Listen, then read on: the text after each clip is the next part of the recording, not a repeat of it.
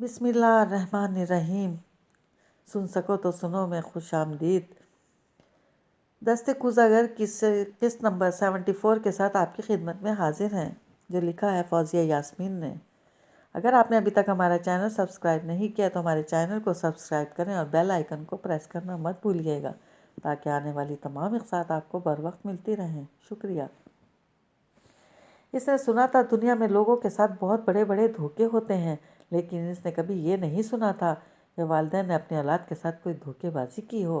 اب یہ زوبیہ کی کم علمی تھی یا اس کا نصیب، یہ تو وہ نہیں جانتی تھی۔ البتہ جب سے خرم اس سے مل کر گیا تھا اور شائستہ خالہ کی کہانی کے متعلق اسے بتایا تھا، تب سے وہ بالکل سن ہو گئی تھی۔ اسے لگتا تھا جیسے خرم نے اسے جھوٹ بول کر مطمئن کر دیا کہ شائستہ نامی کوئی لڑکی ہے ہی نہیں، لیکن پھر اسے وہ وقت یاد آتا جب بلال اختر نے وہ گھر بیچنے کا فیصلہ کیا تھا۔ اس وقت عائشہ اختر کتنی دکھی تھیں، یہاں تک کہ زوبیہ نے ان سے پوچھ لیا تھا کہ یہ کوئی ان کا آبائی گھر نہیں ہے۔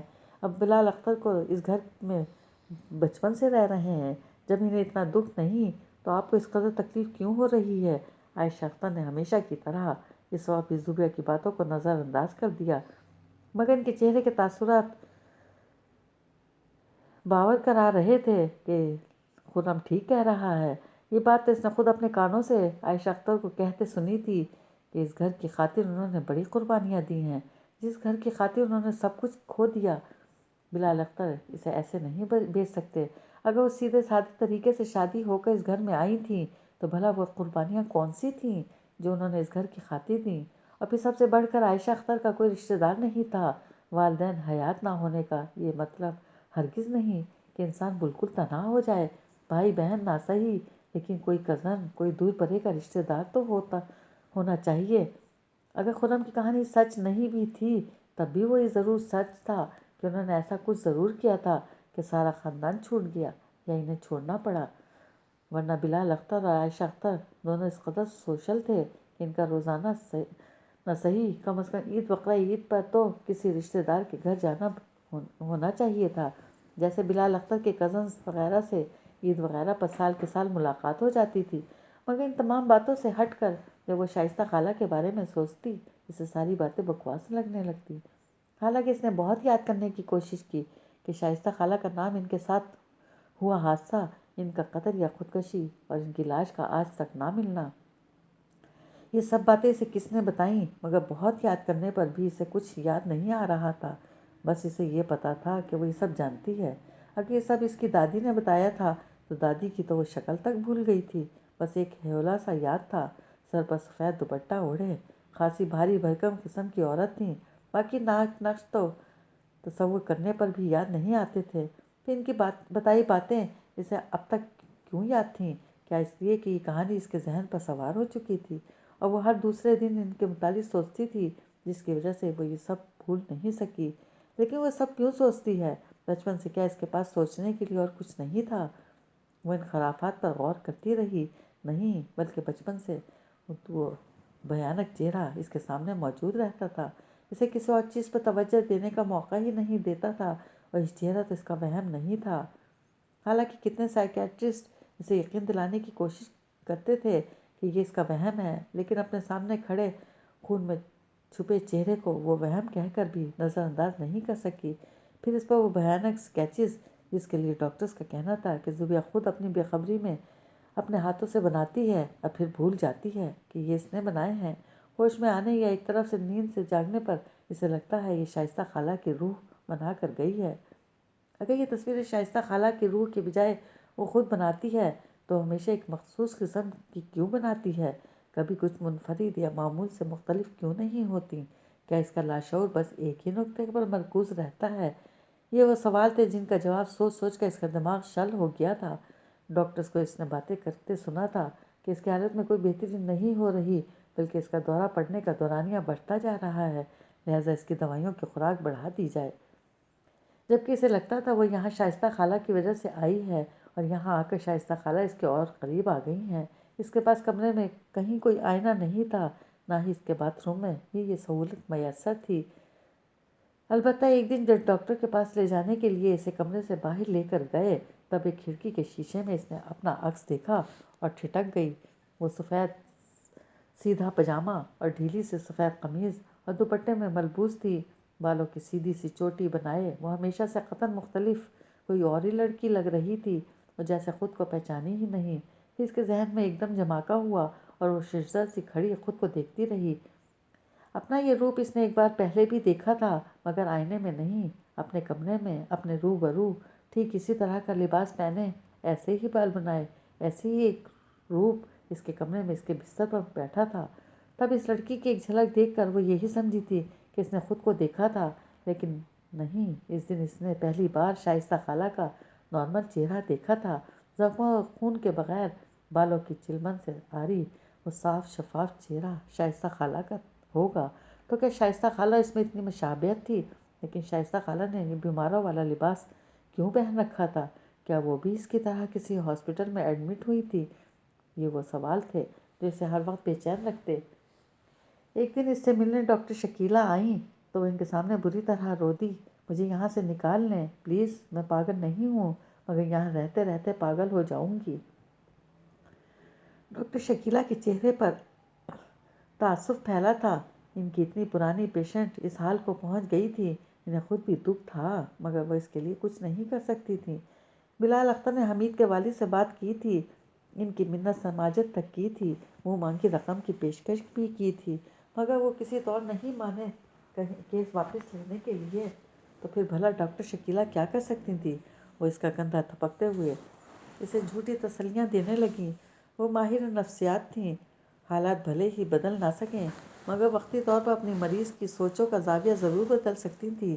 بھلے ہی کچھ دیر بعد مریض واپس اپنے نقطہ نظر پر لوٹ آئے، لیکن تھوڑی دیر کے لیے وہ ضرور لوگوں کو بہلا لیا کرتی تھیں۔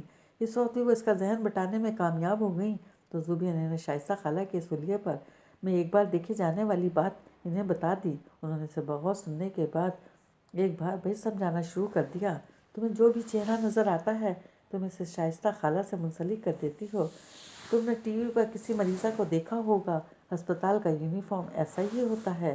اب تم نے خود کو ان کپڑوں میں دیکھا تو تمہیں کسی فلم یا ڈرامے کا کوئی سین یاد آ گیا، اور بس جب تک تم یہ نہیں مانو گی کہ شائستہ خالہ جیسی کوئی عورت یہ لڑکی ہے ہی نہیں، تب تک تم یہاں سے نہیں نکل سکتی۔ ڈاکٹر شکیلہ نے نہایت رسانیت سے ایک بار پھر جھوٹ بولا، کیونکہ اب اگر وہ یہ مان لیتی کہ شائستہ خالہ تو ہے ہی نہیں، تب بھی وہ یہاں سے نہیں نکل سکتی تھی۔ زوبیہ ان کی بات پر کچھ خاموش ہو گئی، پھر بڑبڑانے والے انداز میں کہنے لگی، ہاں، خرم نے تو بہت کوشش کی مجھے یقین دلانے کی۔ وہ کچھ کہتے کہتے رک گئی۔ خرم؟ کون خرم؟ ڈاکٹر شکیلہ چونکی تو زوبیہ بھی چونک اٹھی اور بات بدلتے ہوئے بولی، میرا ایک میسج مما کو دے دیجیے گا، ان سے کہیے گا زوبیہ نے پوچھا ہے کیا میرے کسی کزن کا نام آلیان ہے؟ کیوں؟ تم یہ کیوں پوچھ رہی ہو؟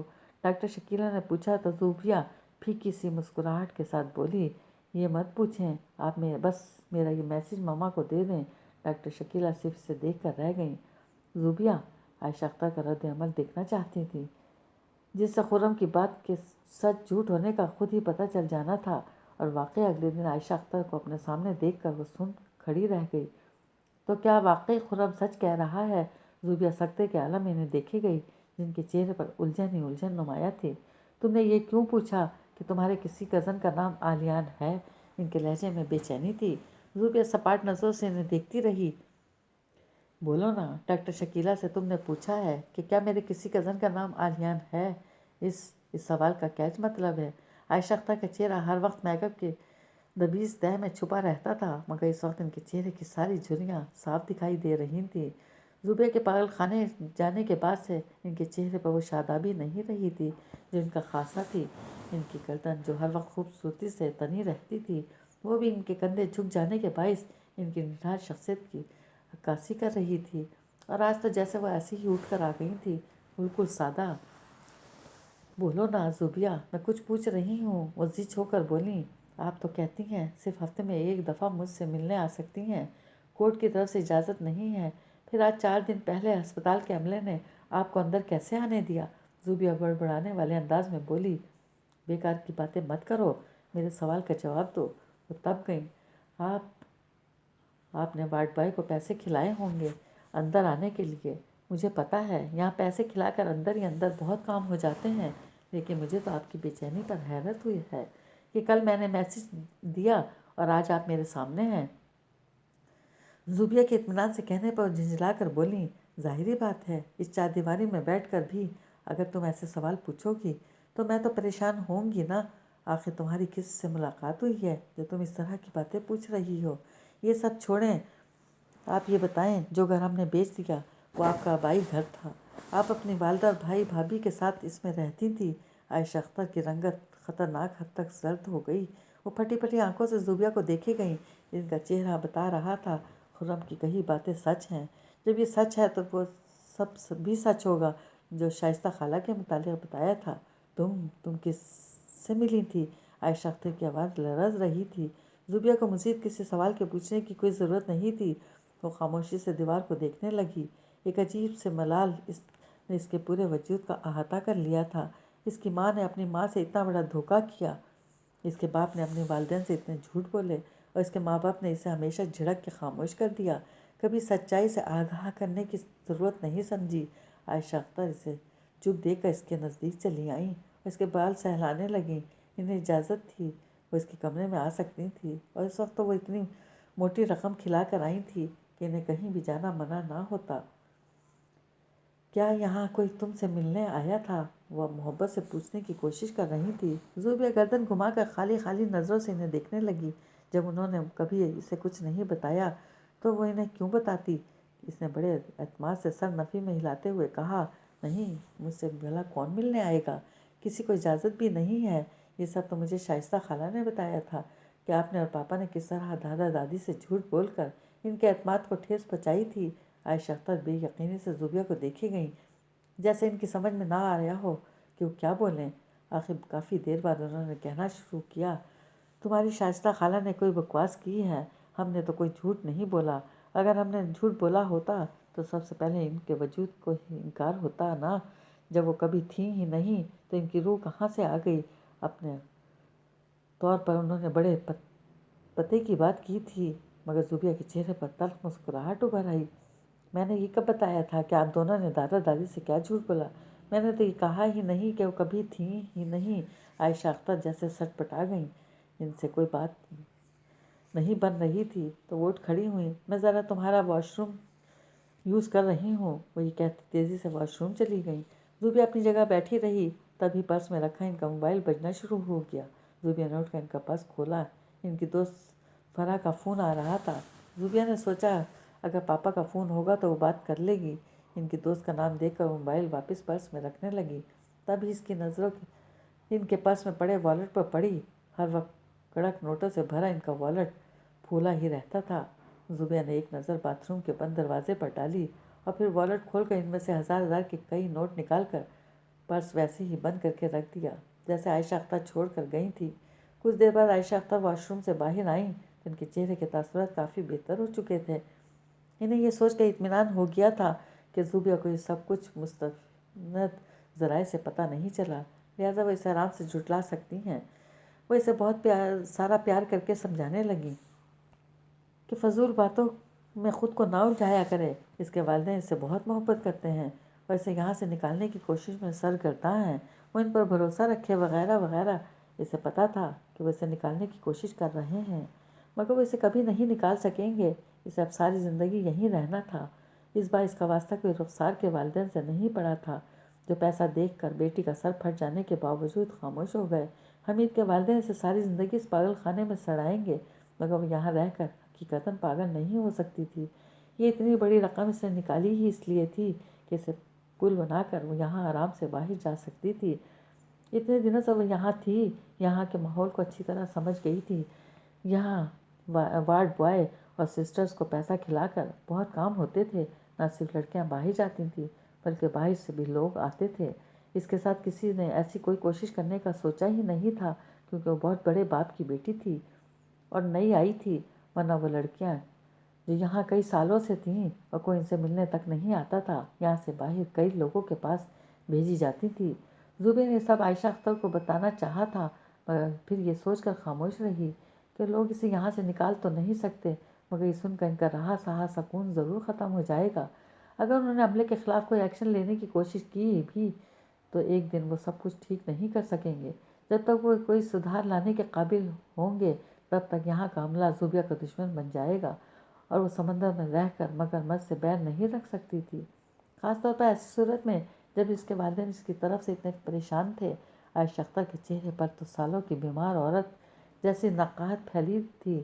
اپنی ماں کی حالت دیکھ کر اسے بہت دکھ ہوا تھا۔ بلال اختر کی حالت عائشہ اختر سے بہت بہتر تھی، مگر ان کے ہر انداز سے ظاہر ہوتا تھا کہ وہ اندر سے بالکل ٹوٹ گئے ہیں۔ زوبیہ نے سوچ لیا تھا کہ ایک بار یہاں سے نکلنے میں کامیاب ہو گئی تو پھر وہ ہمیشہ ہمیشہ کے لیے روپوش ہو جائے گی۔ بلال اختر اسے کسی دوسرے شہر تو کیا دوسرے ملک میں بھی آرام سے بھیج سکتے تھے۔ ان دونوں کی زندگی بھی آسان ہو جائے گی۔ ان کا جب دل چاہے گا وہ آ کر اس سے مل لیں گے اور دنیا کے سامنے سے غائب ہی ظاہر کرتے رہیں گے۔ ویسے بھی ان کی موجودگی ان لوگوں کے لیے شرمندگی کا ہی سبب بنی ہے، اور اب اس کا قاتلانہ حملے کے بعد تو ان کے پاس صفائی میں کچھ کہنے کے لیے بچا ہی نہیں تھا، لہٰذا نہ تو وہ کبھی لوگوں کے سامنے آئے گی اور نہ کبھی انہیں اس کے متعلق جھوٹ بول کر لوگوں کو مطمئن کرنا پڑے گا۔ لیکن وہ سب انہیں بتا کر یا انہیں ساتھ ملا کر نہیں کر سکتی تھی۔ وہ اس کے پاگل خانے سے فرار ہو کر زندگی بھر کے لیے روپوش ہونے پر کبھی رضامند نہیں ہوں گے۔ ان کی یہی کوشش ہوگی کہ کورٹ میں اسے بے گناہ ثابت کر دیں تاکہ پھر لوگ اس کی ذہنی حالت کی طرف سے مطمئن ہو جائیں اور وہ اس کی کسی اچھی جگہ شادی کر دیں۔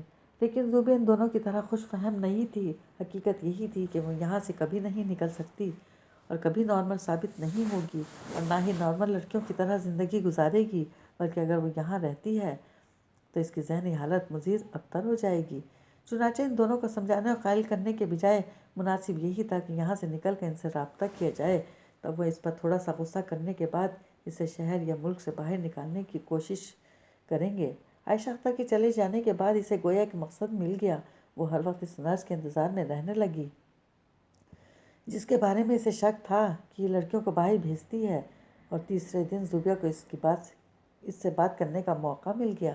مجھے صرف ایک رات کے لیے کسی سے ملنے جانا ہے، صبح میں واپس آ جاؤں گی، زوبیہ نے بغیر کسی تمہید کے اس کے ہاتھ میں 5,000 روپے رکھ دیے، یہ کہا اور بری طرح گھبرا کر ادھر ادھر دیکھنے لگی۔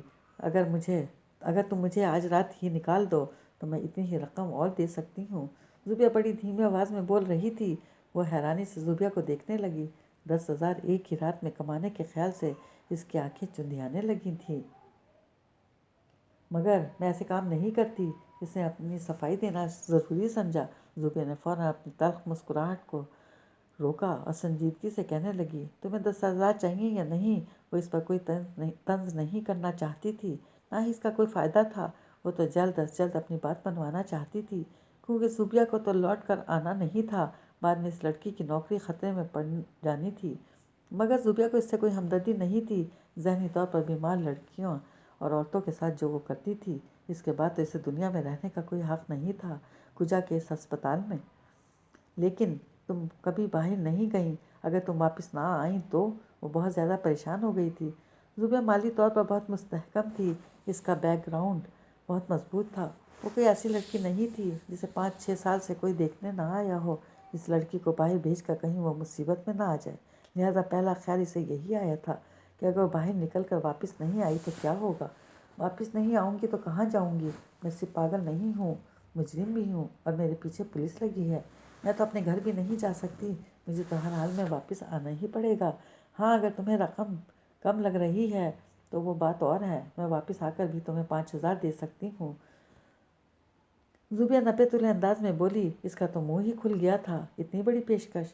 بولو کیا کہتی ہو؟ زوبیہ نے اسے حوالناک بنا دیکھ کر ٹوکا۔ اصل میں آج کل حالات تھوڑے خراب ہیں، کچھ لوگ میری جاسوسی کرتے ہیں، ذرا سی مجھ سے چوک ہوئی اور وہ مجھے نوکری سے ہٹا دیں۔ میں نے آج کل یہ سارے کام بند کر دیے ہیں، وہ پریشانی سے کہتی انجانے میں سب قبول کر گئی۔ اس بار زوبیہ نے اپنی تلخ مسکراہٹ کو ابھرنے سے نہیں روکا۔ پھر جب وہ بولی تو اس کا لہجہ خود بخود طنزیہ ہو گیا۔ تم کون سا صرف نوکری پر جمی رہی ہو؟ پھر بھی اگر ایسا ہوتا ہے تو ہر مہینے تمہاری تنخواہ تمہیں گھر پر مل جائے گی۔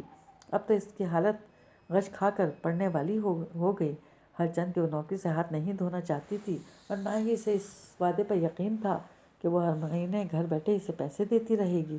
مگر وہ یہ ضرور سوچنے پر مجبور ہو گئی تھی کہ جو لڑکی اتنے پیسے دینے کی بات کر سکتی ہے اس سے بنا کر رکھی جائے تاکہ آگے فائدہ حاصل ہو سکے۔ تو کیا تم آج رات ہی جانا چاہتی ہو؟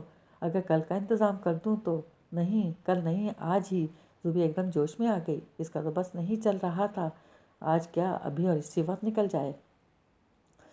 وہ نرس کچھ دیر سوچتی رہی، پھر جیسے کوئی لایا عمل ترتیب دینے کے بعد سر ہلاتے ہوئے بولی، ٹھیک ہے، آج رات 12:30 بجے تم تیار رہنا، لیکن تمہیں صبح 4 بجے سے پہلے پہلے واپس آنا ہوگا۔ اگر تمہیں 4 کے بجائے 5 بھی بج جائیں تو میں آئندہ تمہاری مدد نہیں کروں گی، اور دیر ہونے کی صورت میں 1000 تمہیں اوپر سے دینے ہوں گے۔ ہاں ٹھیک ہے، مجھے منظور ہے۔ زوبیہ کو لگ رہا تھا کسی نے اسے نئی زندگی دے دی ہو۔ کتنی مدت کے بعد اس نے خوشی کے احساس کو محسوس کیا تھا۔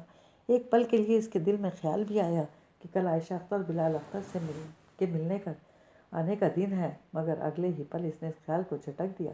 جب ہمیشہ کے لیے یہاں سے نکل ہی رہی ہے تو پھر 1 گھنٹے کی ملاقات کی بھلا کیا ضرورت ہے؟ زوبیہ کے لیے شام سے رات کرنا مشکل ہو گیا۔ بہرحال اس کی نظریں گھڑی کی جانب اٹھ جاتی۔ اسے لگ رہا تھا وقت کی سوئیاں جیسے اپنی جگہ منجمد ہو گئی ہوں۔ اس کا بس نہیں چل رہا تھا وہ کسی طرح اڑ کر یہاں سے نکل جائے۔ حالانکہ اسے بار بار یہ خیال آ رہا تھا کہ رات کے 1 بجے وہ تنہا یہاں سے نکل بھی جائے تو باہر جا کر کیا کرے گی؟ کسی رکشہ یا ٹیکسی میں بیٹھ کر وہ آدھی رات کو اپنے گھر تو نہیں جا سکتی۔ پھر پتہ نہیں وہاں سے کوئی سواری ملے یا نہ ملے، اس سنسان سڑک پر کھڑی ہو کر کیا کرے گی؟ یہاں آئی تھی تو اس نے دیکھا تھا یہ ہسپتال شہر کی رونقوں سے دور آفس کی عمارتوں کے قریب تھا۔ رات کے وقت جب یہاں دفاتر بند ہوں گے تب تو سڑک بھی بالکل ویران پڑی ہوگی، مگر وہ ان باتوں پر غور کر کے اپنے حوصلے پست نہیں کرنا چاہتی تھی۔ اسے بس یہاں سے نکلنا تھا، اور یہاں سے وہ آدھی رات کو بھی نکل سکتی تھی۔ لہٰذا کس قسم کے ڈر کو دل میں جگہ دے کر وہ اس جہنم سے نکلنے کا نادر موقع نہیں کھونا چاہتی تھی۔ آخر خدا خدا کر کے وہ وقت آ گیا کہ وہ نرس جس کا نام شاہین تھا اسے لینے آ گئی۔ زوبیہ کو تو خوشی کے مارے نیند ہی نہیں آئی تھی، اسے کوئی تیاری بھی نہیں کرنی تھی، جیسے بیٹھی تھی ویسے ہی اٹھ کر چلے جانا تھا۔ شاہین کو دیکھتے ہی وہ بستر سے اتر کر زمین پر کھڑی ہو گئی۔ شاہین اسے آنکھ سے اپنے پیچھے آنے کا اشارہ کرتی بغیر کچھ کہے مڑ گئی۔ اپنے کمرے سے اس نے شاہین کے ساتھ عورتوں کو جاتے ہوئے اکثر آدھی رات کو دیکھا تھا، مگر تب اس نے سوچا بھی نہیں تھا کہ کبھی وہ خود بھی اس طرح باہر نکلے گی، اور وہ بھی خوشی خوشی۔ حالانکہ اسپتال کا لخت کوریڈور بالکل سنسان پڑا تھا۔ نیم تاریکی میں ہسپتال کا پرسوز ماحول نہایت ہیبت ناک لگنا چاہیے، مگر زندگی میں پہلی بار زوبیہ کو کسی چیز سے خوف نہیں آ رہا تھا۔ وہ خوشی خوشی بغیر آواز کیے شاہین کے پیچھے پیچھے چلتی رہی، جو چابیوں کا بڑا سا گچھا لے کر آئی تھی۔ اس جگہ موٹی سلاخوں کے گیٹ اس نے تو آواز پیدا کیے بغیر بڑی آہستگی سے کھولے تھے، مگر ایک جگہ پر ایک چوکیدار نے چھوٹی سی کھڑکی کھول کر اسے دیکھا اور گیٹ کھول دیا۔ وہ اسپتال کی بلڈنگ سے باہر نکلنے کا راستہ تھا، مگر صدر دروازہ نہیں تھا، باہر ہسپتال کا ہی احاطہ تھا، اور ہسپتال کا جو سامان وغیرہ رکھا تھا اسے دیکھ کر لگ رہا تھا یہ کچرا وغیرہ پھینکنے کی جگہ ہے۔ شاہین نے گیٹ کھلتے ہی اسے ایک بڑی سی چادر دے دی، یہ لو اوڑھ کر باہر نکلنا تاکہ کسی کو پتہ نہ چلے کہ تم مریض ہو۔ زوبیہ نے چادر جلدی سے اپنے ارد گرد لپیٹ لی۔ ہسپتال کی عمارت سے باہر قدم رکھتے ہی زوبیہ نے ایک پرسکون گہرا سانس کھینچا۔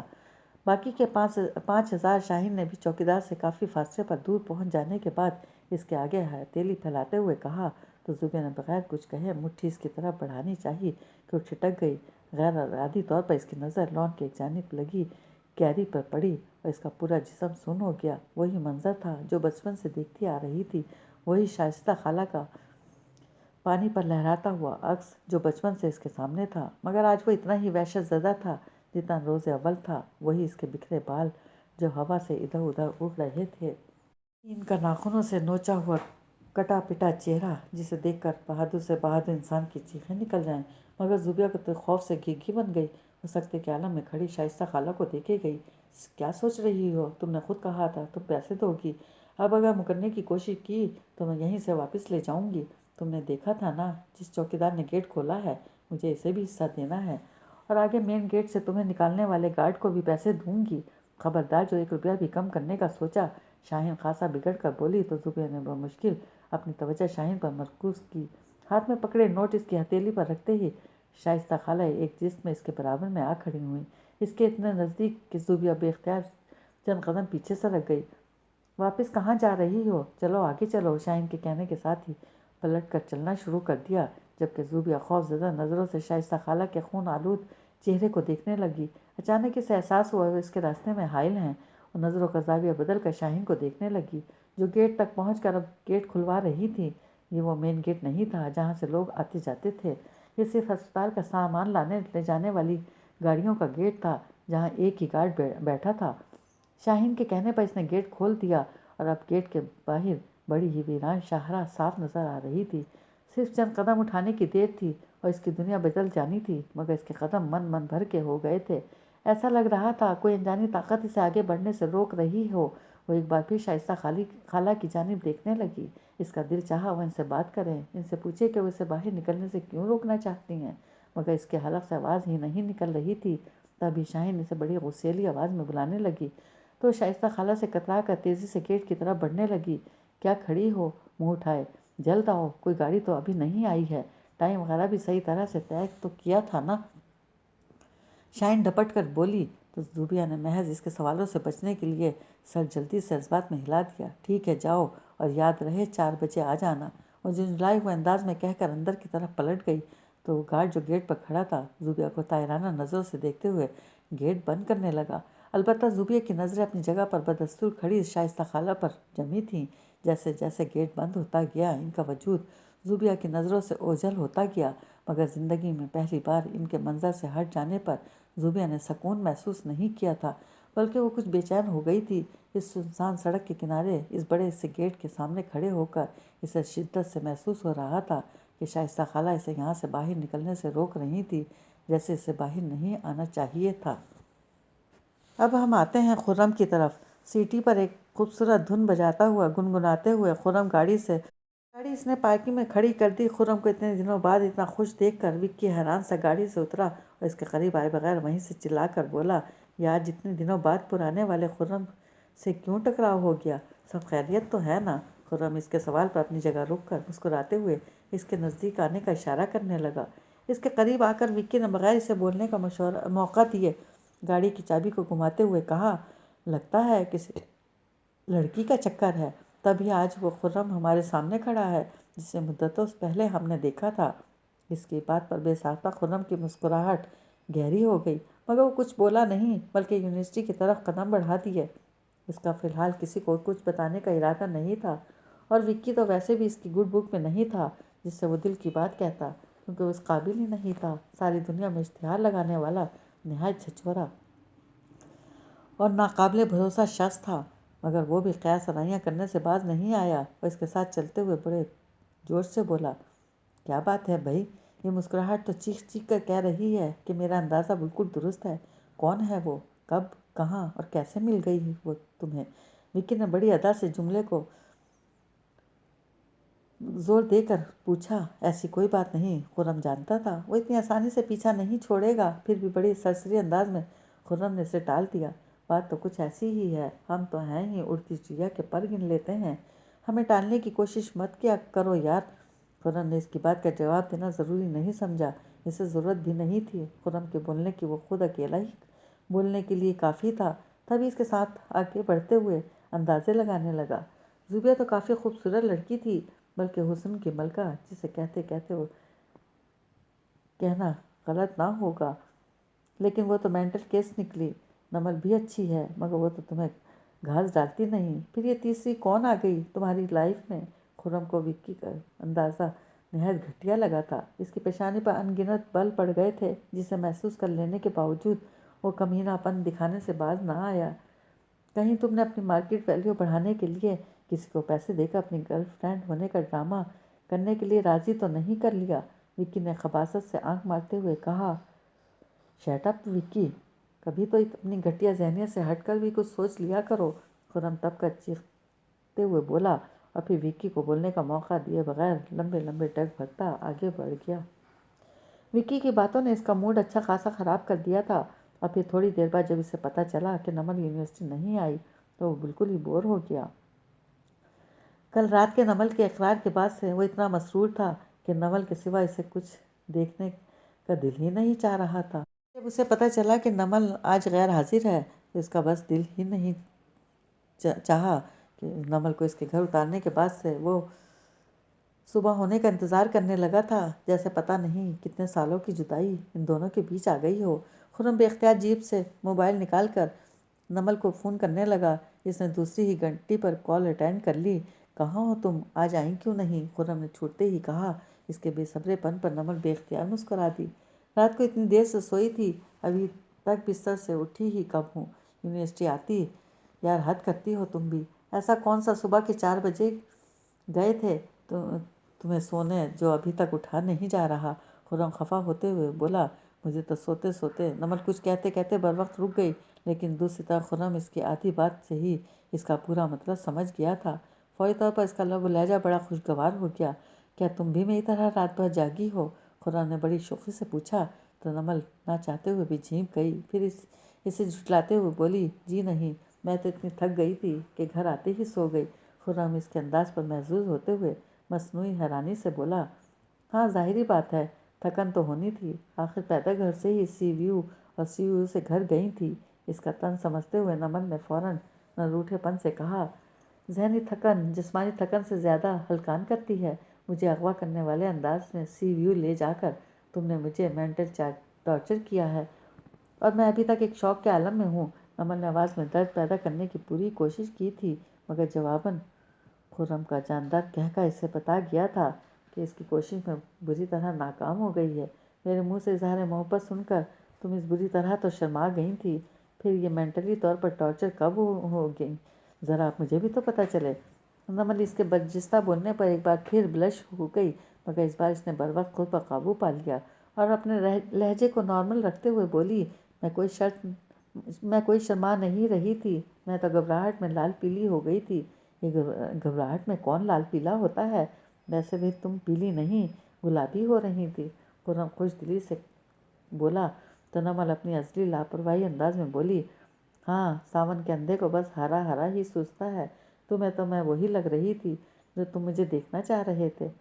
خیر یہ تو تم نے واقعی سچ کہا، میں تو تمہیں ہر پل ہر وقت اپنی آنکھوں کے سامنے دیکھنا چاہتا ہوں، اور وہ بھی اسی روپ میں جس میں میں نے کل رات تمہیں دیکھا تھا۔ خرم نے سرشار ہوتے ہوئے آنکھیں مون لیں۔ اس کا مطلب تو یہ ہوا کہ میں ساری زندگی تمہارے سامنے شرماتی رہوں؟ نمل بگڑ کر بولی تو خرم ہنس دیا اور ہنستا ہی چلا گیا۔ مطلب تم نے مان ہی لیا کہ تم شرما رہی تھی؟ اس بار نمل فوری طور پر کچھ نہ بول سکی۔ اپنی جلد بازی پر وہ خود کو دل ہی دل میں خوب صلواتیں سنانے کے بعد ظاہری لاپرواہی سے بولی، اچھا، فون کس لیے کیا ہے؟ پہلے ہی بہت لیٹ ہو گئی ہوں، اٹھوں گی تو تیار ہوں گی اور پھر ٹائم پر پہنچوں گی۔ یعنی تم آ رہی ہو؟ میں تو سمجھا تھا کہ ٹلا مارنے کا ارادہ کیے بیٹھی ہو۔ جی نہیں، مجھے کوئی شوق نہیں ہے چھٹی کرنے کا، اور میری تو پہلے ہی بہت چھٹیاں ہو گئی ہیں۔ تو کیسے پڑھائی کرنے آ رہی ہو؟ خرم نے بظاہر بڑی بے چارگی سے کہا، مگر نمل تنک کر بولی، جی ہاں، صرف پڑھائی کرنے، اور کچھ سوچنے کی بھی غلطی مت کرنا۔ نمل دھمکانے والے انداز میں بولی تو خرم ایک دم سنجیدہ ہوتے ہوئے کہنے لگا، ہاں نمل، اب میں مزید کوئی غلطی نہیں کرنا چاہتا۔ یہ ہم دونوں کا نام ہر وقت ہر عام اور خاص کی زبان پر ہے۔ اب ایسی کوئی بات نہیں ہونی چاہیے کہ ہم دونوں پھر سے ڈسکس کیے جائیں، اور وہ بھی کسی افیئر کے نام پر۔ بالکل بھی نہیں۔ مجھے نہیں پتا مجھے تمہارے فادر کو کیسے منانا ہے، لیکن ہم سیدھا شادی کریں گے، بغیر کسی منگنی اور شور شرابے کے۔ اس کی بات پر نمل بھی سنجیدہ ہوتے ہوئے کہنے لگی، ہاں خرم، ہم دونوں کی ذات ہر دوسرے دن کینٹین، لائبریری اور کیمپس میں زیر بحث اور تنقید کا نشانہ بن رہی ہوتی ہے۔ اب ایسا کچھ نہیں ہونا چاہیے۔ نمل نے کوئی التجا نہیں کی تھی، بس مشورہ دے رہی تھی، جس سے خرم پوری طرح متفق تھا۔ تب ہی ٹھوس لہجے میں بولا، مجھ پر بھروسہ رکھو، ایسا کچھ نہیں ہوگا۔ پچھلے کچھ عرصے سے ہم دونوں ایک دوسرے کے لیے جس طرح اجنبی بنے ہوئے تھے، آگے بھی ہم ایسے ہی رہیں گے، تاکہ ہمارے بیچ محبت کا کوئی غلط رنگ نہ دے سکے۔ خرم کا یقین دہانی کرتا لہجہ نمل کو اندر تک پرسکون کر گیا۔ اس نے بغیر کچھ کہے مسکراتے ہوئے فون بند کر دیا۔ کہتے ہیں خاموشی کسی طوفان کا پیش خیمہ ہوتی ہے۔ رومیلا گھر میں پھیلی جامد خاموشی کو شدت سے محسوس کرتے ہوئے بھی یہ سمجھنے سے قاصر تھی کہ کون سی تباہیاں لانے والے طوفان کی آمد ہے۔ نانی اماں اور بریرہ کے جانے کے بعد سے اس کا علیان سے سامنا نہیں ہوا تھا، اسی اندازہ تو ہو گیا تھا کہ رات کو دونوں کافی دیر سے گھر آئے تھے اور آنے کے بعد ان دونوں کی شگفتہ غفار کے ساتھ کافی دیر تک کمرے میں بحث ہوتی رہی تھی۔ وہ ان کی گفتگو تو نہیں سن سکی تھی، البتہ ریاض غفار کی آواز اور انداز ظاہر کر رہے تھے کہ وہ شگفتہ غفار پر برہم ہو رہے ہیں۔ تب یہ آوازیں نیچے اس کے کمرے تک آ رہی تھیں، پھر بھی اس نے کان لگا کر سننے کی کوئی کوشش نہیں کی۔ اگلے دن مقررہ وقت سے پہلے ہی یونیورسٹی کے لیے نکل گئی تاکہ کسی کا سامنا نہ کرنا پڑے۔ یونیورسٹی پہنچ کر وہ کچھ دیر کے لیے اپنے سارے مسائل بھول گئی۔ نمل نے اپنے اور خرم کے متعلق جو بتایا، اس نے رومیلا کو اتنی خوشی دی کہ اس نے دانستہ اپنے گھر میں ہوئے ہنگامے کا ذکر سنبل اور نمل سے نہیں کیا۔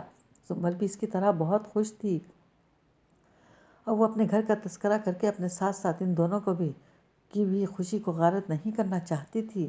بہت دنوں کے بعد ساتھ انجوائے کیا تھا۔ پھر یونیورسٹی سے سنبل اور رومیلا دونوں نمل کے گھر آ گئیں۔ نمل یہ سب رشیدہ کو بتانا چاہتی تھی مگر کہہ نہیں پا رہی تھی۔ وہ رشیدہ سے اتنی بے تکلف تھی کہ شرمانے کا تو سوال ہی پیدا نہیں ہوتا تھا۔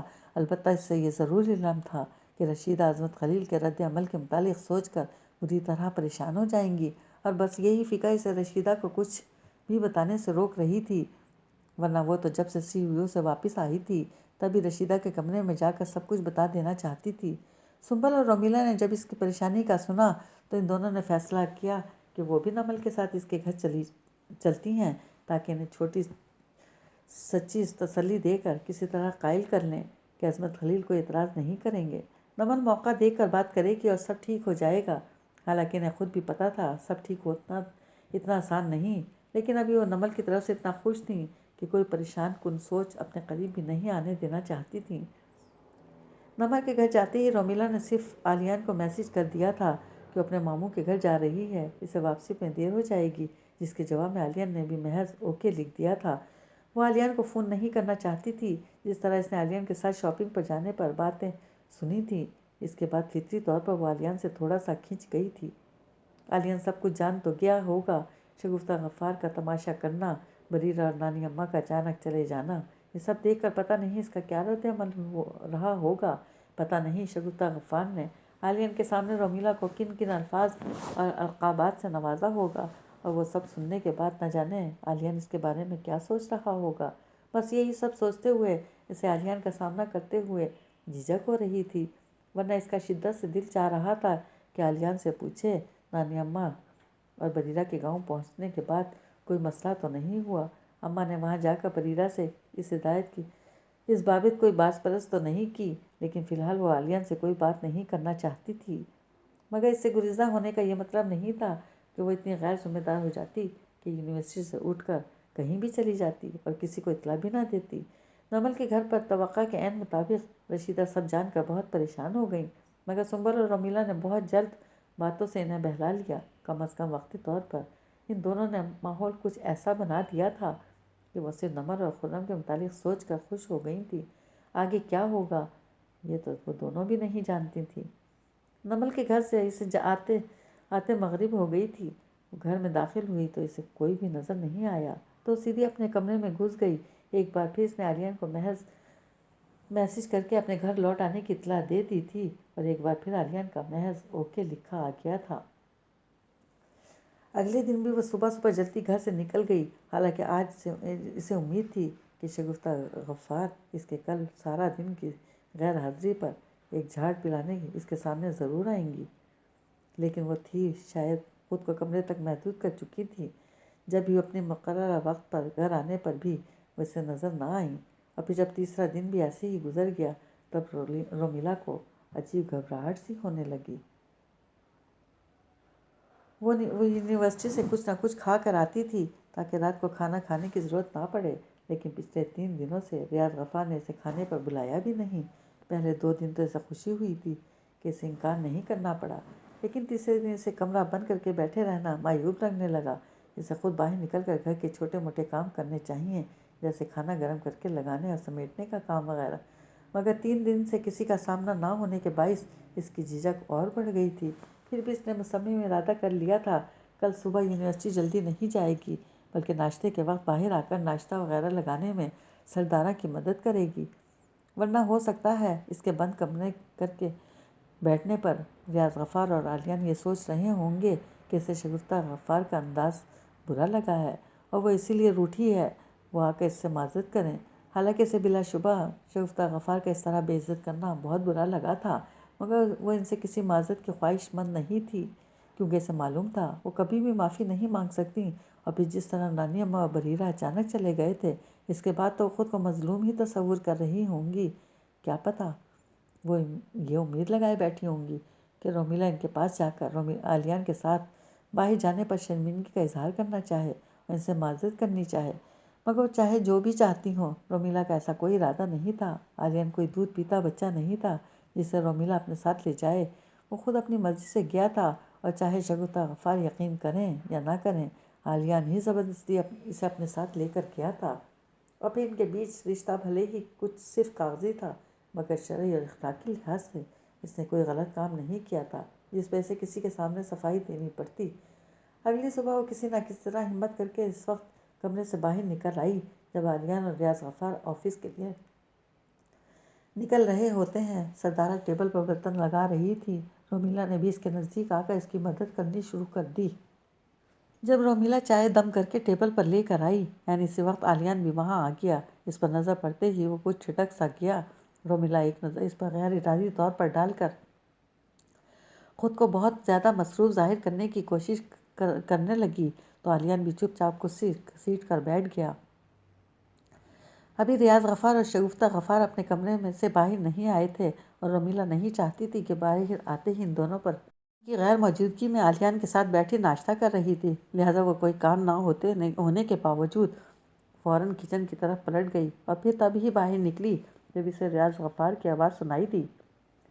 وہ آلیان سے کچھ بات کر رہے تھے۔ رومیلا پر نظر پڑتے ہی وہ بھی چونک اٹھے۔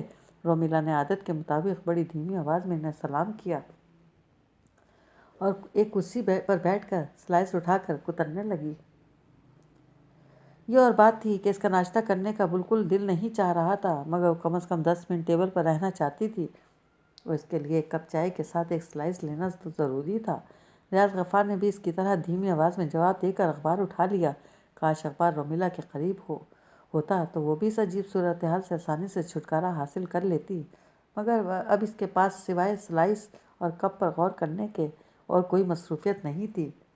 اس نے آلیان کی جانب دیکھا تک نہیں، مگر اسے اندازہ ہو گیا تھا کہ آلیان ناشتہ کرنے کی رفتار بڑھ گئی تھی، جیسے کہ جلدی میں اسے اٹھ جانا چاہتا ہو، جیسے کوئی جلدی ہو اور جلد ہی ناشتہ کر رہا ہو۔ ابھی اس کی چائے ختم بھی نہیں ہوئی تھی کہ شگفتہ غفار بھی وہاں آ گئیں۔ رومیلا کا سلائس اس وقت ختم ہوا تھا، مگر وہ فوراً نہیں اٹھ سکتی تھی۔ وہ چاہ رہی تھی کہ وہ بیٹھ کر ناشتہ شروع کر دیں، پھر کچھ دیر بعد وہ اٹھ کر چلی جائے، مگر رومیلا پر نظر پڑتے ہی وہ اپنی جگہ ساکت ہو گئی تھی۔ اتنے دنوں سے اس کی شکل نظر نہیں آ رہی تھی، وہ کافی سکون محسوس کر رہی تھی۔ اب اچانک اسے سامنے دیکھتے ہی ان کا حلق تک کڑوا ہو گیا تھا۔ اس لڑکی کی وجہ سے ان کی والدہ اور بیٹی دونوں ان سے ایسا ناراض ہو کر گئیں کہ پلٹ کر فون تک نہیں کیا۔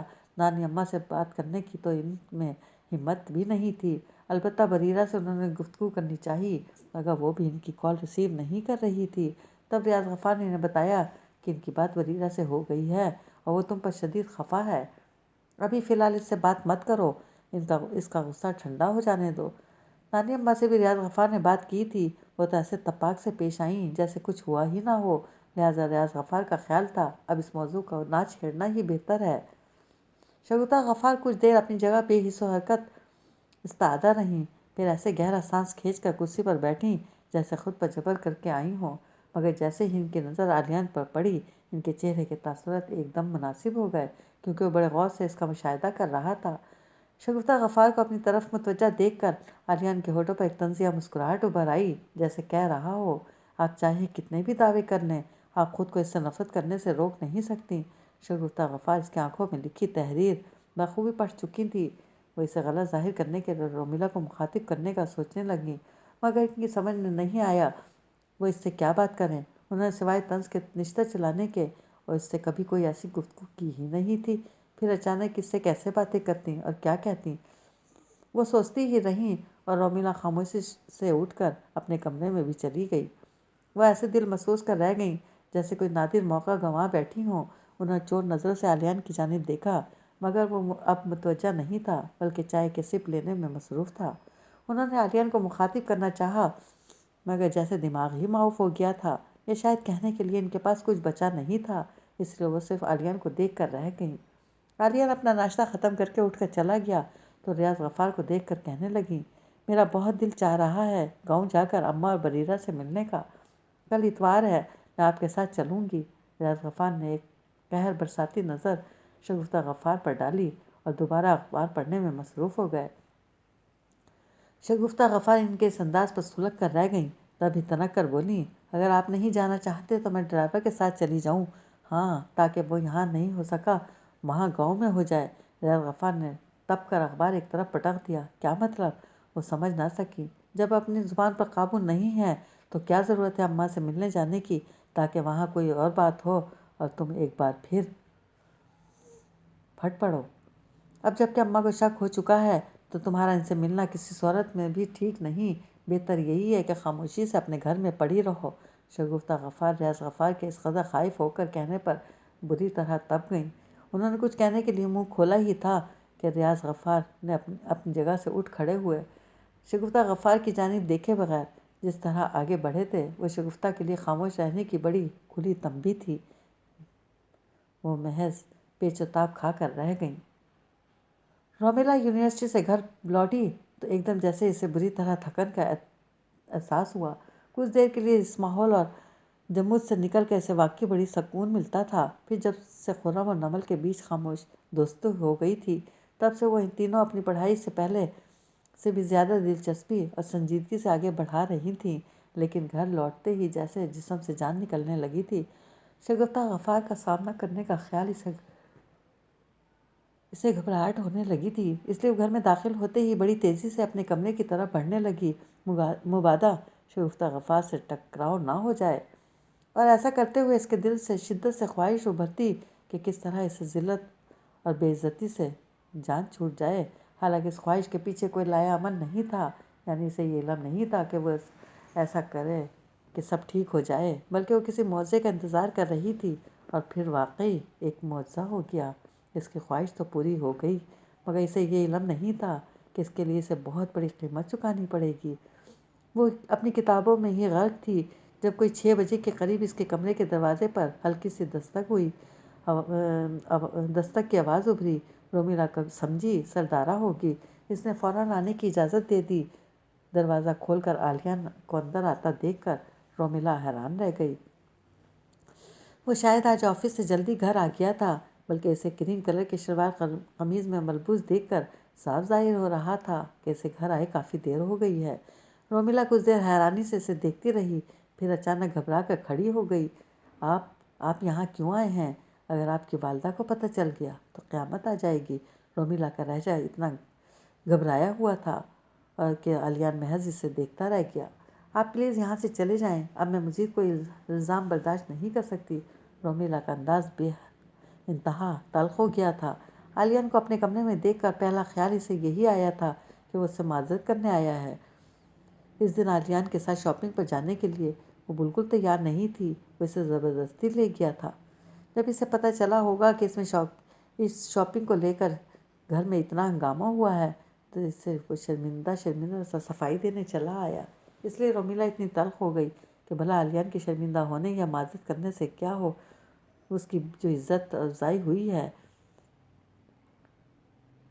وہ اس سے متعلق اس کی تلافی کر پائے گا، تو پھر وہ کیوں آیا ہے، وہ بھی اتنی تاخیر سے؟ اگر اسے اپنی ماں کی طرف سے معافی مانگنی تھی تو اسے اسی دن آنا چاہیے تھا۔ وہ کھولتے ذہن کے ساتھ یہ سوچ رہی تھی کہ عالیان نے گلا کھنکھاتے ہوئے کہنا شروع کیا، مامی اپنے کمرے میں آرام کر رہی ہیں، وہ عموماً اس وقت اپنے کمرے سے باہر نہیں آتی، ان کے ٹی وی سیریل شروع ہوتے ہیں، انہیں کمرے میں ہی بیٹھ کر دیکھتی ہیں، اس سے کوئی فرق نہیں پڑتا کہ وہ اس وقت کہاں ہے، وہ چاہے جہاں بھی ہوں، گھر میں جہاں بھی ہوں ہوتا ہے، انہیں ہر چیز کی خبر مل جاتی ہے۔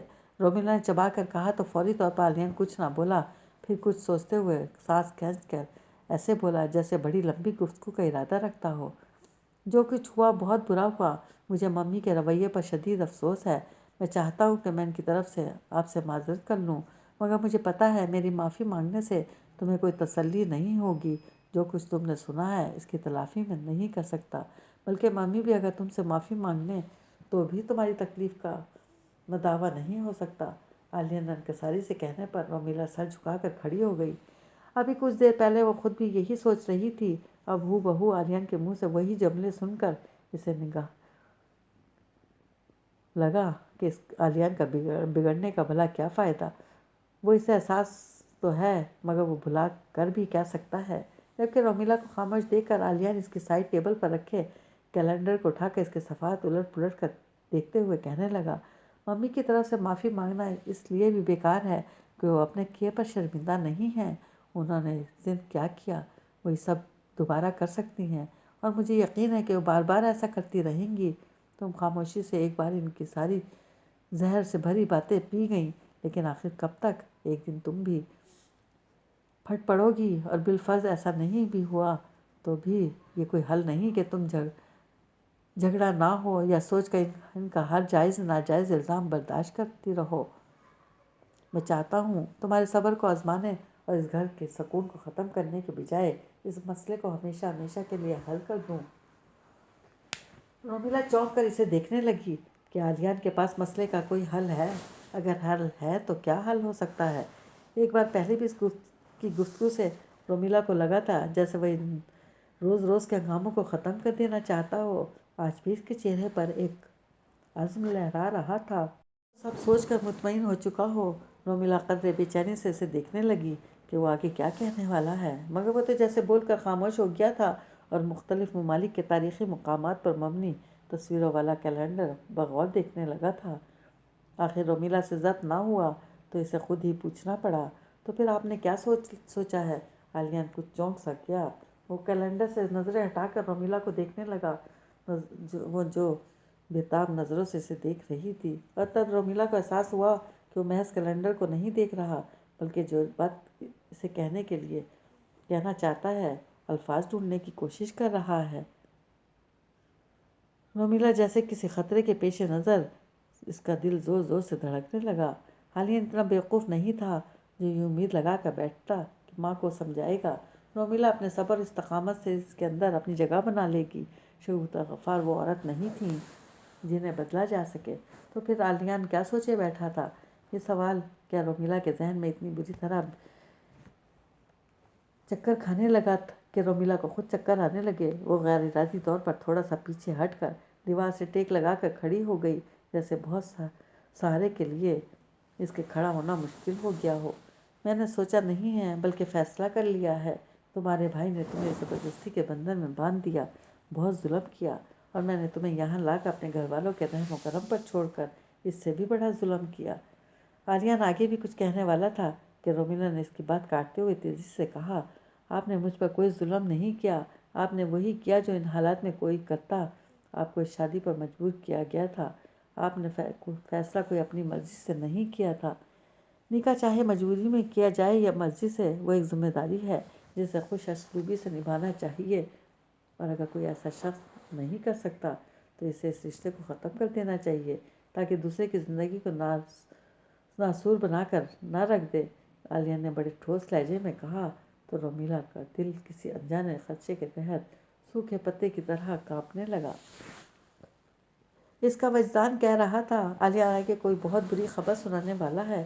اس کا لاشعور اسے ابھی سے آگاہ کرنے لگا تھا کہ اس کا فیصلہ کیا ہوگا، مگر اس کا دل کسی طور ماننے بلکہ کچھ سننے کے لیے تیار بھی نہیں ہو رہا تھا، اور ایک ہی تکرار کر رہا تھا، عالیہ نے ایسا کچھ نہیں کرے گا، وہ اس رشتے کو ختم نہیں کر سکتا، ضرور کوئی مناسب حل ڈھونڈ کر لایا ہے جس کے بعد ان سب کی زندگیوں میں سکون آ جائے گا۔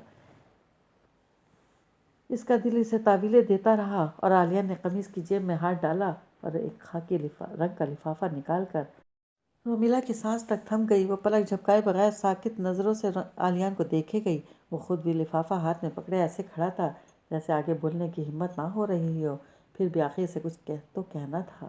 وہ بڑے گمبھیر مگر دھیمی آواز میں کہنے لگا، میں ابرار کے ڈر سے اس رشتے کو اب مزید نہیں گھسیٹ سکتا۔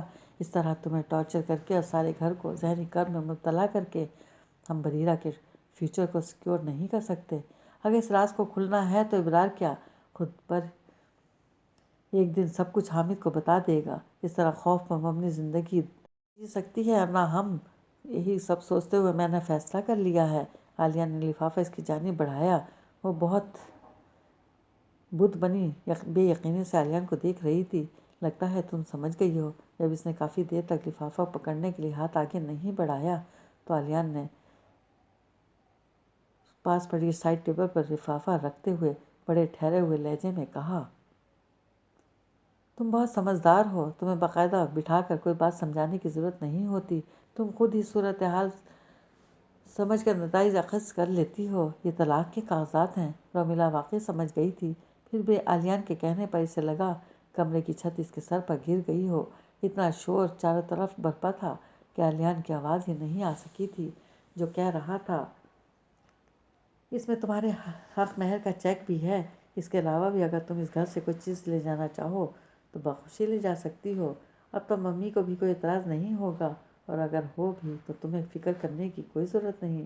ہمارے بیچ ایک کاغذی رشتہ تھا، وہ آج ختم ہو گیا، لیکن انسانیت کا وہ رشتہ ہمارے بیچ روز اول سے موجود ہے، جوں کا توں برقرار رہے گا۔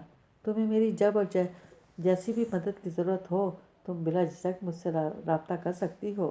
مجھے اندازہ ہے تمہارے گھر پر ابرار اور تمہارے والد کا رد عمل بھی خاصا دشوار ہوگا تمہارے لیے۔ اس معاملے میں اگر میں تمہاری کوئی ہیلپ کر سکا تو مجھے بڑی خوشی ہوگی۔ میں تمہیں چھوڑنے تمہارے گھر نہیں جاؤں گا، فی الحال میرا ان لوگوں سے ملنا مناسب نہیں۔ ہاں، تمہارے والد سے بات کرنے کے لیے میں تیار ہوں، انہیں جو بھی کہنا چاہو تم مجھ سے فون پر بات کر سکتے ہیں، بلکہ تم کہو تو میں خود انہیں فون کر لوں گا۔ رومیلا پترائے ہوئے انداز میں کھڑی تھی۔ عالیہ کو اندازہ تو ہو گیا تھا کہ اسے شدید قسم کا شوق لگا ہے، اس لیے اس کی پریشانی کو کم کرنے کے لیے وہ ایک ایک کے بعد ایک بات کہے جا رہا تھا، مگر اس کی کسی تسلی سے رومیلا کے انداز میں کوئی فرق نہیں آ رہا تھا۔ وہ ہنوز فخر چہرے کے ساتھ بے جان آنکھیں عالیان پر مرکوز کیے دیوار سے لگی کھڑی تھی۔ آخر بولتے بولتے عالیان کو لگا جیسے اس کے پاس کہنے کے لیے الفاظ ختم ہو گئے ہوں۔ پھر بھی وہ کچھ دیر منتظر رہا، شاید رومیلا اس سے کچھ کہنا چاہے، کچھ پوچھنا چاہے، مگر رومیلا کو تو کچھ پوچھنا ہی نہیں تھا۔ اب رہا ہی کیا تھا جسے بچانے کے لیے بات کی جاتی؟ سب تو ختم ہو گیا۔ عالیان کون سا اس سے مشورہ مانگنے یا رائے لینے آیا تھا؟ وہ تو اپنا فیصلہ سنانے آیا تھا، ایک ایسا فیصلہ جس پر وہ عمل کر چکا تھا۔ اب تو صرف اس فیصلے کے نتائج کو بھگتنا تھا۔ عالیان اس کے گھر والے تو شاید پرسکون ہونے والے تھے، لیکن اس کی زندگی اور اس کے گھر والوں کا رد عمل اب کن طوفانوں سے گزرے گا، اس کا وہ کچھ اندازہ نہیں لگا سکتی تھی۔ ابرار بھائی کہنے کو تو بہت ضدی تھے۔ اگر رومیلا ان کے سامنے جا کر بیان کرنے والے انداز میں رونا دھونا مچاتی اور عالیان کے اس فعل کو ان کے لیے بے عزتی گردانتی تو وہ یقیناً اشتعال میں آ کر بریرہ کے اغوا کی کہانی کھول دیتے، لیکن رومیلا کا تو ایسا کوئی ارادہ نہیں تھا۔ ایک تو بریرہ کو برباد کرنے کا وہ سوچ بھی نہیں سکتی تھی، دوسرا عالیان کو کسی قسم کی شرمندگی اور ذلت کا سامنا کرنا پڑے یہ بھی اسے منظور نہیں تھا، بلکہ کبھی کبھی تو اسے لگتا تھا کہ عالیان کی خوشی کی خاطر اسے اگر جان بھی دینی پڑے تو اس سے بھی وہ گریز نہیں کرے گی۔ پھر ابرار بھائی چاہے کتنی بھی جلدی میں ہو، وہ انتہائی درجے کے خود غرض انسان تھے۔ انہوں نے اس وقت گلفام کو نیچا دکھانے کے لیے بریرہ کو بھلے ہی اغوا کر لیا تھا، مگر اب جب کہ وہ سب جیل کی سلاخوں کے پیچھے تھے، وہ عالیان سے بدلہ لینے کے لیے اغوا جیسے گھناؤنے جرم کا اعلان ہرگز نہیں کریں گے۔ بھی علم تھا عالیان اس کے گھروالے اگر خاموش ہیں تو محض اس لیے کہ اس راز کے کھل جانے سے خوف زدہ ہیں۔ اگر ایک بار یہ راز کھل گیا تو بریرہ کے سسرال والوں کو سب پتہ چل گیا، پھر وہ بھی نڈر ہو کر ابرار سے بدلہ لے سکتے ہیں۔ عین ممکن ہے عالیان ابرار کے خلاف قانونی چارہ جوئی بھی کرتے۔ ابھی تو بدنامی کا ڈر اسے کچھ کرنے نہیں دیتا۔ ایک بار اگر بدنامی ہو گئی پھر کوئی چیز اس کے جلال کو روک نہیں سکے گی۔ رومیلا اسے بالکل سن کھڑا دیکھ کر عالیان نے بڑے دھیمے سے اسے پکارا۔ اس نے محض ایک بار پلکیں جھپکائیں، مگر اس کے وجود میں تب بھی کوئی جنبش نہیں ہوئی۔ رومیلا، یہ سب تمہارے لیے یقیناً بہت مشکل ہوگا، مگر اس ایک مشکل مرحلے سے گزرنے کے بعد آگے تمہاری زندگی میں بہت سکون ہو جائے گا۔ تم بہت اچھی لڑکی ہو ممی کے اس جاہلانہ رویے کی تم بالکل مستحق نہیں ہو، لیکن جب تک تم یہاں رہو گی تمہاری زندگی ایسے ہی کانٹوں پر گزرتی رہے گی۔ ابرار نے کسی بھی فعل کی وجہ سے تمہارے ساتھ ناروا سلوک رکھنا کسی طور جائز نہیں، تم پوری عزت اور احترام کے قابل ہو۔ کچھ ایسا لوگوں کی باتیں اور سوال برداشت کرنا تمہیں بہت کٹھن لگے گا، لیکن پھر تم اپنی زندگی نئے سرے سے شروع کر سکو گی، اور تب تمہیں احساس ہوگا کہ فیصلہ کس قدر برحق اور بروقت تھا۔ میں یہ فیصلہ لینے میں جتنی تاخیر کرتا، تمہیں آگے اتنی ہی مشکل ہوتی۔ ابھی تمہارے پاس وقت ہے، تم نئی زندگی کا آغاز کر سکتی ہو۔ عالیان بہت میٹھے انداز میں اسے سمجھا رہا تھا۔ رومیلا کے حلق میں آنسوؤں کا گولا بننا شروع ہو گیا۔ عالیان وہ کہہ رہا تھا اور اسے بظاہر نظر آ رہا تھا، ایک زبردستی کے رشتے کو طول دینے کے بجائے اس کی ڈور توڑ دینا ہی سمجھداری تھی۔ تھوڑے سے مسائل کے بعد آگے واقعی سب ٹھیک ہو جانا تھا، لیکن یہ رشتہ اس کے لیے زبردستی کا تو تھا ہی کب۔ وہ تو اسے اپنی پوری ایمانداری سے اس رشتے کو نبھانا چاہتی تھی اور نبھا رہی تھی۔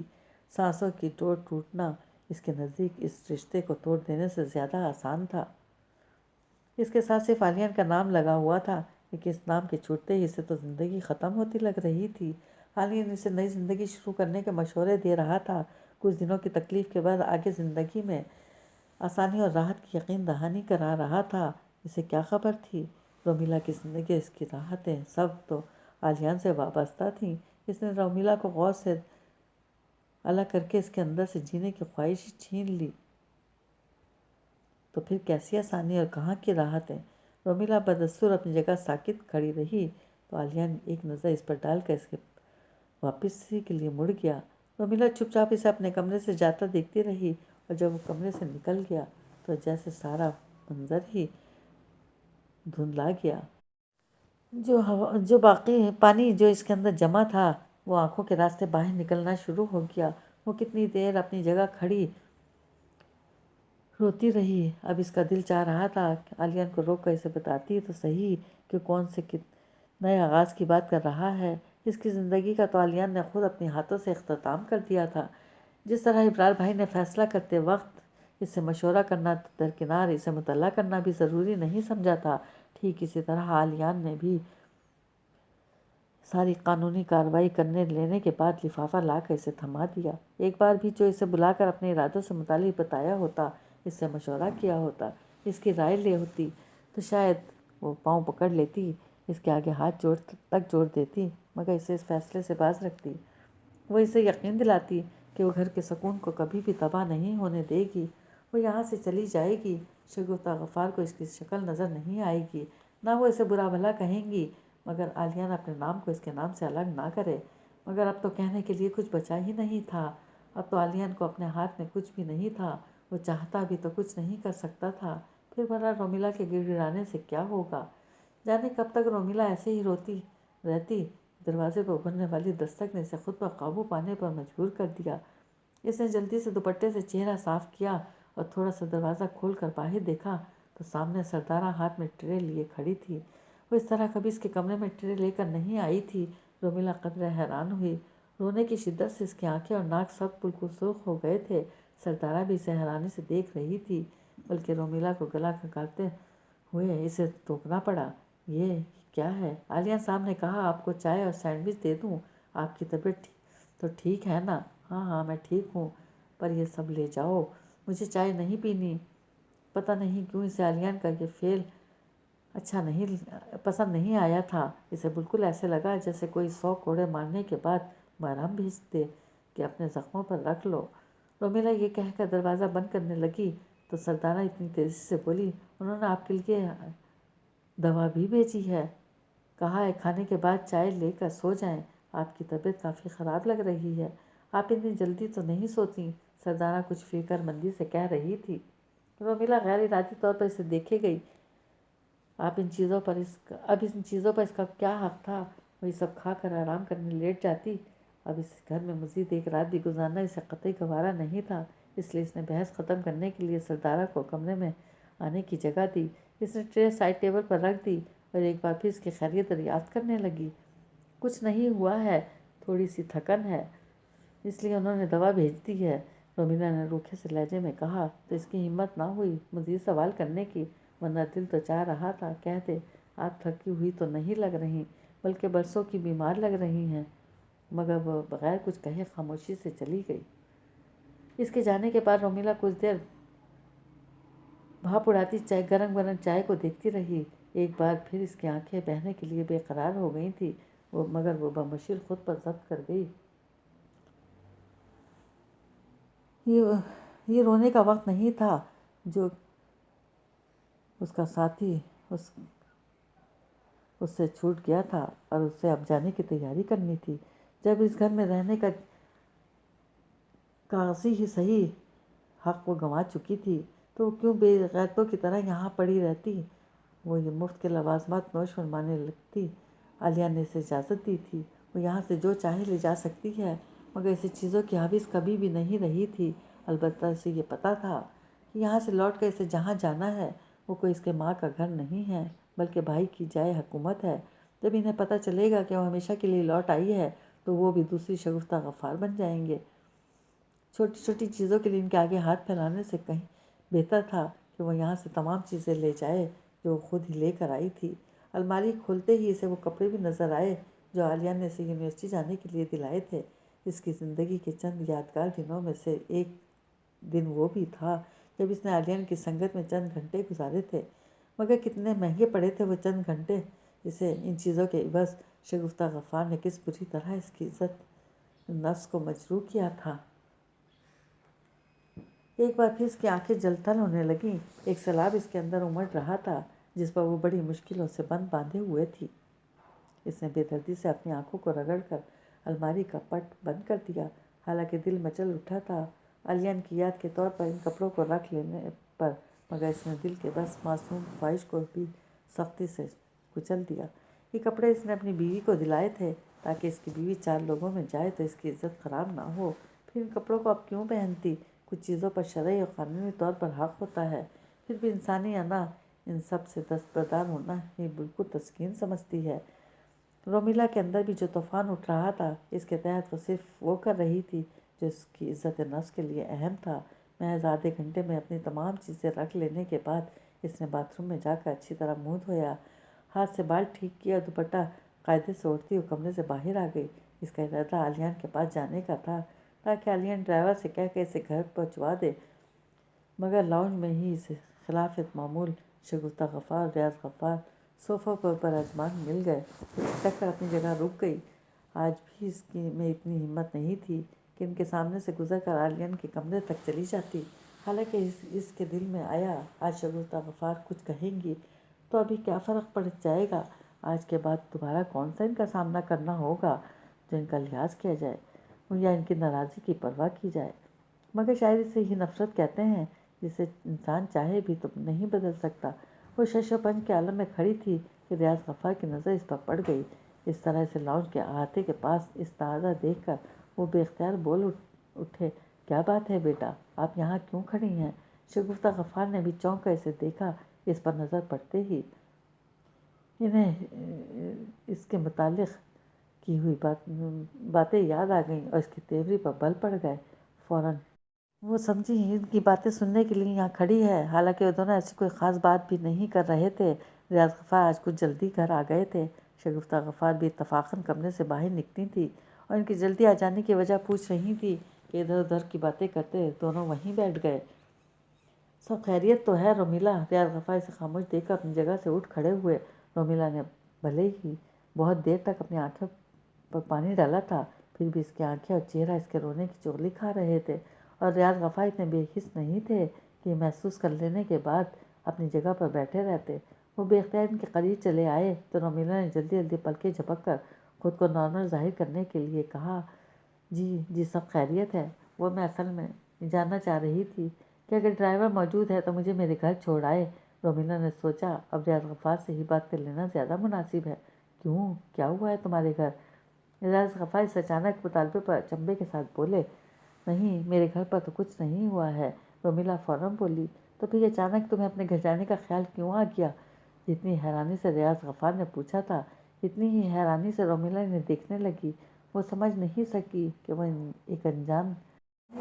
انجان بن رہے ہیں یا واقعی کچھ نہیں جانتے، جبکہ رومیلا کو اس طرح بغیر شگفتہ غفار سے اجازت لیے اپنا آپ فیصلہ کر لینے پر شگفتہ غفار بری طرح سے لگ گئیں۔ اس پر سونے پر سہاگا ریاض غفار اس کے لیے اتنا پریشان ہونا جلدی پر تیل کا کام کر گیا۔ ریاض غفار بریرہ کے جانے کی وجہ سے شگفتہ غفار سے کتنے ناراض رہے تھے، اور جس لڑکی کی وجہ سے ساری بدمزگی ہوئی تھی، اس کے ساتھ ریاض غفار اتنی نرمی سے پیش آ رہے ہیں، بلکہ اس کے لیے اتنے پریشان ہو رہے ہیں۔ وہ رومیلا کے جواب کا انتظار کیے بغیر حکیمانہ لہجے میں بولیں، کوئی ضرورت نہیں ہے اتنی رات میں اپنے گھر جانے کی، کل دن میں چلی جانا، بلکہ یونیورسٹی سے واپسی میں اپنے گھر اتر جانا۔ ریاض غفار کو ان کی مداخلت اور لب و لہجہ سخت ناگوار گزرا، پھر بھی وہ صرف انہیں پلٹ کر دیکھ کر رہ گئے۔ کے سامنے وہ انہیں کچھ کہنا نہیں چاہتے تھے، آپ ہی اپنے غصے کو قابو میں رکھتے ہوئے بولے، کل چھٹی ہے، ڈرائیور بھی نہیں آئے گا اور یہ یونیورسٹی بھی نہیں جائے گی۔ رومیلا تم تو اپنے گھر سے کسی کو بلا لو، اگر اتنی جلد بے چینی ہے جانے کی۔ شگفتہ غفار نے تنک کر ریاض غفار کی بات کو کاٹ دی، اور اس سے پہلے کہ ریاض غفار کچھ بولتے، رومیلا سرد لہجے میں گویا ہوئی، میرے گھر ابرار بھائی کے علاوہ کوئی ڈرائیونگ نہیں کرتا، اور انہیں بھی میں یہاں بلانا نہیں چاہتی۔ ابرار کے نام پر دونوں کچھ لمحوں کے لیے خاموش ہو گئے، اور ان کی اس خاموشی کا فائدہ اٹھاتی رومیلا واپس اپنے کمرے کی طرف پلٹ گئی۔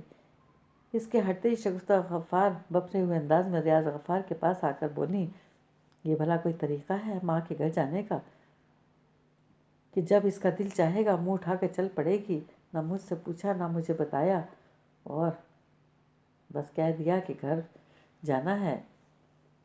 ریاض غفار نے اگلا جملہ بڑی دھیمی آواز میں کہا کہ رومیلا اپنے کمرے سے واپس آ رہی تھی۔ ریاض غفار کے نزدیک اگر اس نے ایک خاکی رنگ کا لفافہ ان کی جانب بڑھا دیا۔ ریاض غفار حیران پریشان سے کبھی رومیلا کو اور کبھی لفافے کو دیکھنے لگے۔ آخر انہوں نے کوئی سوال پوچھنے سے بہتر سمجھا کہ لفافہ کھول کر دیکھ لیا جائے۔ جتنی تیزی سے انہوں نے کاغذ نکال کر پڑھنا شروع کیا تھا، اتنی ہی تیزی سے ان کے چہرے کا رنگ فاق ہوتا چلا گیا۔ وہ سطور پر سے نظریں ہٹا کر پھٹی پھٹی آنکھوں سے رومیلا کو دیکھنے لگے، جس کی صرف آنکھوں کی سرخی کے علاوہ اس کے کسی انداز سے یہ ظاہر نہیں ہو رہا تھا کہ اتنے بڑے کرب سے گزر رہی ہے۔ اس کی برداشت نے ریاض غفار کو گنگ کر دیا تھا۔ رومیلا تو سر جھکائے کھڑی تھی، جبکہ شگفتہ غفار ریاض غفار کے ایک ایک انداز کا بڑی گہرائی سے مشاہدہ کر رہی تھی۔ ریاض غفار کی طویل ہوتی خاموشی انہیں زچ کر گئی۔ وہ جھنجھلا کر بولیں، کیا ہے؟ کیا کوئی مجھے بھی کچھ بتائے گا؟ ریاض غفار کی سمجھ میں نہیں آ رہا تھا وہ انہیں کن الفاظ میں اطلاع دیں، جبکہ شگفتہ غفار کو یہ اپنی سراسر بے عزتی لگی کہ وہ رومیلا کے سامنے انہیں اس طرح نظر انداز کر رہے ہیں کہ ان کی بات کا جواب نہیں دے رہے۔ تبھی وہ رومیلا کو منظر سے ہٹانے کے لیے ڈپٹ کر بولیں، میں نے کہہ دیا تمہیں ماں کے گھر جانے کی کوئی ضرورت نہیں۔ رومیلا کو اب بھی شگفتہ غفار کے سامنے خاموش کھڑا دیکھ کر ریاض غفار کو بڑا عجیب لگا۔